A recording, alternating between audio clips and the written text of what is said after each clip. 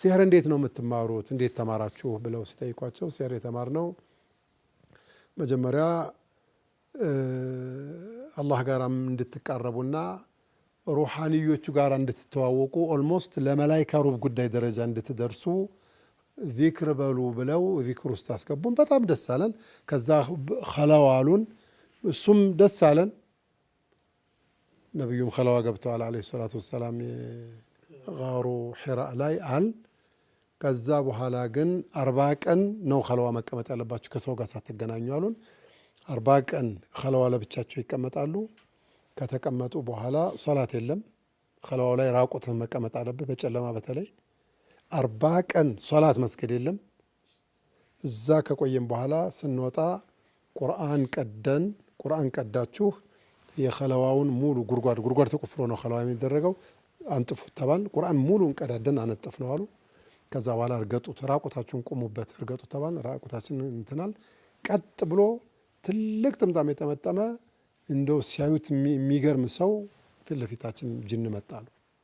በቃ እኔ ነኝ ገሌ ይባላለሁ ስሜ በስርህ 256 ጅኖች ይኸው መድቤልሃለሁ የፈለከውን እዘዝ የፈለከውን ያደርጉልሃል ተባልኩኝ። ከዛ በኋላ ወልዩ ሁኜ የፈለኩትን ነበር ማረገው ገይብ ሁሉ አቅ ነበር አለ። እንዴ ቁል ላ ያዕለሙ ልገይበ ኢለላህ ልትሉኝ ትችላላችሁ፣ ግን እኔ ጅኑ ጋር ግንኙነት አደርጋለሁኝ። ሁሉም ሰው የራሱ ቀሪና አለው አይደለ? ቀሪናው ጋር ኮንታክት አደርጋለሁ አሉ። የኔን እዚህ እንትን የሚለኝ እንጠራዋለሁ አሉ። ኮድ አለኝ፣ ኮድ ሰጥቶኛል። ኮዷን ጠቅ ሳረግ ቀጥታ ይመጣልኝ እንደ ሶፍትዌር ሲመጣልኝ የዚህን ሰውዬ ቀሪን አናግርልኝ ይለውና ቀሪናውን ያናግርልኛል።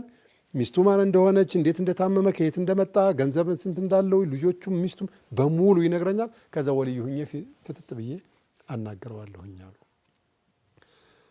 በሚስጥር የሚነበብ ኪታብ እንዳለ ታውቃለህ አንተ።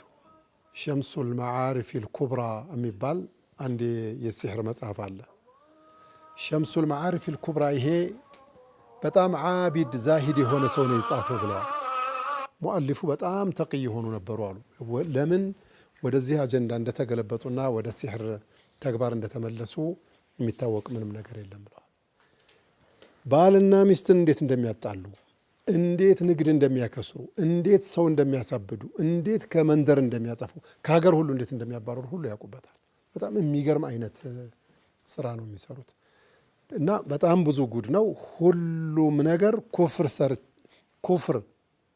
ኩፍር ሰርተን ነው ጅኖች ጋር ኮንታክት የምንፈጥረው ብለዋል። ኩፍር ካልሰራን ግብር ይገበራል አሉ። ምን ወንጀል ሰራችሁ አሏቸው። ወንጀል ሆኖ ያልሰራሁት የለም አሉ። ዚነል መሐሪምን ጨምሮ አሉ። እንድታፍሩ ማንም ጀግና የለም እንደዚህ አድርጌያለሁ ብሎ የሚናገር ግን ሊላሂ ተዓላ ተወብቻለሁ በሳሒር እንዳትታለሉ ለማስጠንቀቅ ብዬ ነው አሉ። በነገራችን ላይ በየመንደሩ ሼክ ናቸው ተብለው የጥንቆላ ስራና የሲሕር ተግባር የሚተገብሩ እነዚህ ሰዎች በኃይለኛ ሚስጥር ነው ሲሕር የሚሰሩት። የባልና ሚስት ማለያ ሲሕር በምን እንደሚሰራ ታውቃለሁ? ነሸ እገሌን ነው የምወደው ስትል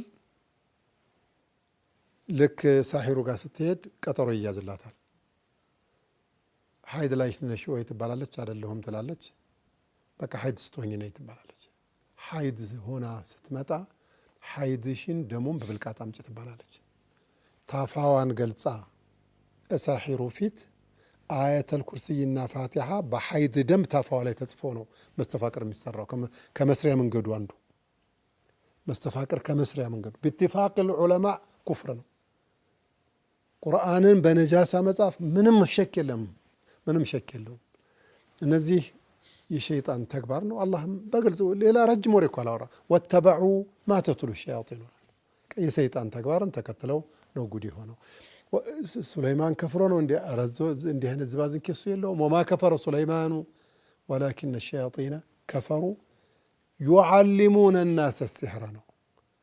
ተዓሉሙም ኩፍር ነው። አዎ ተዕሊሙም ኩፍር ነው። አዎ ለምን ዩዓሊሙነ ናሰ ሲሕረ ብሏል። ተዕሊሙም ኩፍር ነው። ተዓለምቱ ሸረ ላ ሊሸሪ ወላኪን ሊተወቂህ ተብሏልና ለኸይር ነገር አይ እሱም ቢሆን ሐራም ነው። ምክንያቱም ሸይጣን ይህንን ያስተማረህ አንድ ቀን ወስሶ ደግሞ ኩፍር ማሰራቱ አይቀርምና ይሄ በጣም ትልቅ ወንጀል ነው። ይሄ አይነቱ ትልልቅ ወንጀሎች